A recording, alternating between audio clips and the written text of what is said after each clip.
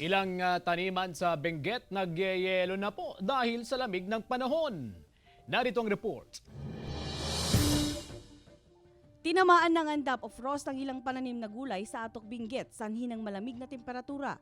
Bumagsak sa 8 degrees Celsius ang temperatura sa lugar ayon sa Pag-asa. Dahil dito, napilitang mag-ani ang mga magsasaka upang maiwasan ang pagkalugi. Mas malamig na temperatura rin ang naranasan sa Baguio City kahapon, kung saan bumagsak ito sa 11.8 degrees Celsius. Dahil dito, pinapayuhan ng mga residente na magsuot ng makakapal na damit upang maiwasan ang mga sakit dulot ng malamig na panahon.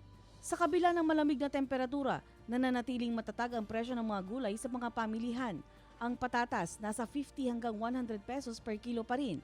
80 hanggang 100 pesos kada kilo naman ang carrots at ang broccoli nasa 90 to 100 pesos kada kilo. Sapat pa rin daw ang supply ng gulay pero maaaring tumaas ang presyo ng ilan sa mga ito habang papalapit ang Pasko at Bagong Taon. Ako si Marjorie Padua, naghahatid ng Balitang Amyanan.